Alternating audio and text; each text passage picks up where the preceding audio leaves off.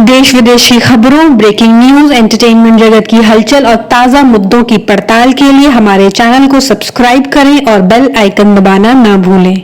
प्रधानमंत्री नरेंद्र मोदी आज 70 वर्ष के हो गए। उनके जन्मदिन पर देश विदेश से बधाइयों का तांता लगा हुआ है। कांग्रेस सांसद राहुल गांधी, महाराष्ट्र के मुख्यमंत्री उद्धव ठाकरे, बिहार के सीएम नीतीश कुमार, आरजेडी नेता तेजस्वी यादव समेत तमाम नेताओं ने जन्मदिन पर प्रधानमंत्री को शुभकामनाएं दी हैं। ट्विटर पर प्रधानमंत्री को जन्मदिन की बधाई देने के साथ साथ राहुल गांधी ने मोदी सरकार पर बेरोजगारी को लेकर हमला किया और कहा कि देश में बेरोजगारी में जबरदस्त उछाल को देखते हुए आज प्रधानमंत्री के जन्मदिन पर देश के युवा बेरोजगारी दिवस मना रहे हैं। वहीं पीएम मोदी को रूस के राष्ट्रपति व्लादिमीर पुतिन ने भी जन्मदिन की शुभकामनाएं दी। प्रधानमंत्री मोदी के जन्मदिन पर बीजेपी ने 1.25 मिनट का एक वीडियो जारी किया, जिसमें पीएम मोदी के जीवन की बड़ी उपलब्धियों को वर्चुअल रूप से दिखाया गया है।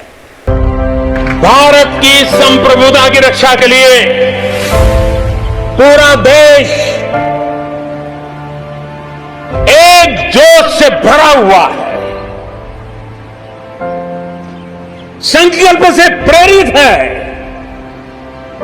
और सामर्थ्य पर अटूट श्रद्धा के साथ आगे बढ़ रहा है। इस संकल्प के लिए हमारे वीर जवान क्या कर सकते हैं, देश क्या कर सकता है, ये लद्दाख में दुनिया ने देख लिया है। पूरे भारत को, भारत के सपनों को, भारत की भावी पीढ़ी की आशा आकांक्षाओं को अपने में समेटे हुए नई भारत की शिक्षा नीति आई है। इसमें हर क्षेत्र, हर राज्य के विद्वानों के विचारों को समाहित किया गया है और इसलिए ये सिर्फ एक पॉलिसी डॉक्यूमेंट नहीं है, बल्कि 130 करोड़ से अधिक भारतीयों की एस्पिरेशंस का रिफ्लेक्शन भी है। हमें ये संकल्प लेना होगा कि हम स्वयं संक्रमित होने से बचेंगे और दूसरों को भी संक्रमित होने से बचाएंगे। जब जब मानवता ने राम को माना है, विकास हुआ है। जब जब हम भटके हैं, विनाश के रास्ते खुले हैं। हमें सभी की भावनाओं का ध्यान रखना है। हमें सबके साथ से, सबके विश्वास से सबका विकास करना है। अपने परिश्रम, अपनी संकल्प शक्ति से एक आत्मविश्वासी और आत्मनिर्भर भारत का निर्माण करना है।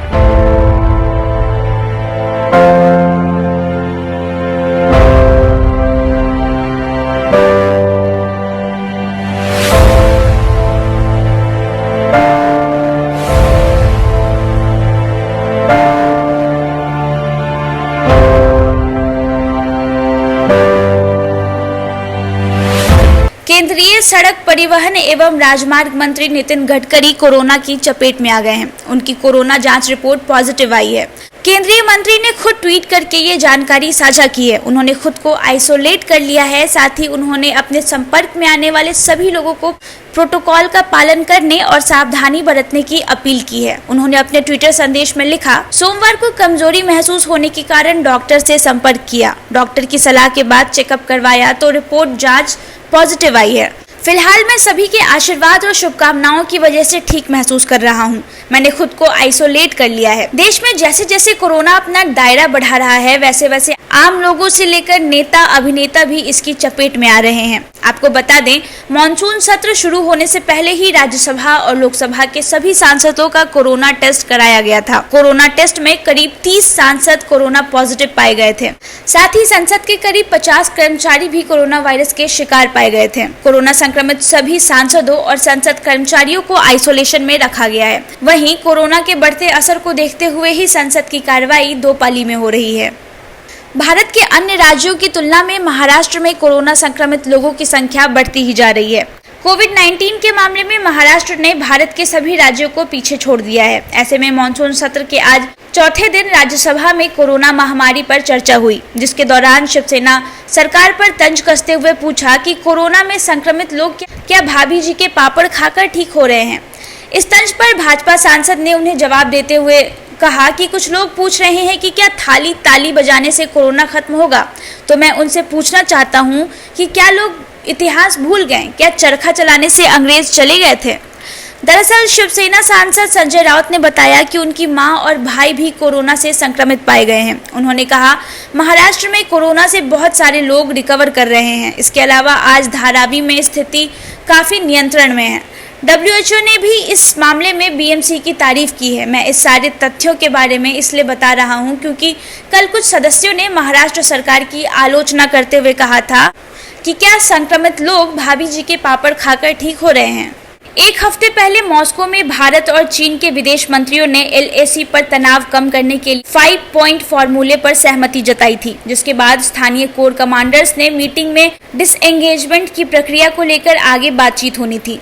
लेकिन चीन ने अब तक सैनिक कमांडर लेवल की बातचीत को लेकर ना तो कोई तारीख बताई है और ना ही इस बातचीत के एजेंडे को लेकर ही कोई चर्चा की है। माना जा रहा है कि भारतीय सैनिकों के चुशूल सेक्टर में ऊंची चोटियों पर काबिज होने के कारण चीन की स्थिति पहली बार खराब नजर आ रही है, इसलिए वो बातचीत में आनाकानी कर रहा है। इससे पहले चीन के विदेश मंत्रालय के प्रवक्ता ने कहा था कि सीमा पर तनाव कम करने की जिम्मेदारी भारत की है। चीन और भारत के राष्ट्रीय सुरक्षा सलाहकार आज ब्रिक्स देशों के NSA की बैठक में शामिल होंगे। चीन के विदेश मंत्री वैंग यी ही अपने देश के स्टेट काउंसलर यानी राष्ट्रीय सुरक्षा सलाहकार भी हैं। इस मीटिंग में पहले चीन के प्रोपेगेंडा टूल ग्लोबल टाइम्स ने चेतावनी दी है कि अगर भारत ने अपने रुख में बदलाव नहीं किया तो सीमा पर तनाव सर्दियों में भी जारी रह सकता है। कंगना इन दिनों लगातार किसी न किसी से ट्विटर वॉर करती नजर आ रही है। इस बार क्वीन ने ऐसी बात कह दी कि इंडस्ट्री एक बार फिर कंगना के खिलाफ हो गया है। दरअसल एक इंटरव्यू के दौरान कंगना से उर्मिला के उस कमेंट पर रिएक्शन मांगा गया था, जिसमें उन्होंने कहा था कि अगर कंगना ड्रग्स के खतरे को लेकर सच में चिंतित है तो वे अपने राज्य हिमाचल प्रदेश से इसके खिलाफ अभियान की शुरुआत क्यों नहीं करती। उर्मिला का कहना है कि भारत में ड्रग्स की शुरुआत हिमाचल प्रदेश से ही हुई है, जिसके जवाब में एक इंटरव्यू में कंगना ने कहा, मैंने उर्मिला का एक अपमानजनक इंटरव्यू देखा। उसने जिस तरीके से मेरे बारे में बात की वह उसे उकसाने के लिए है।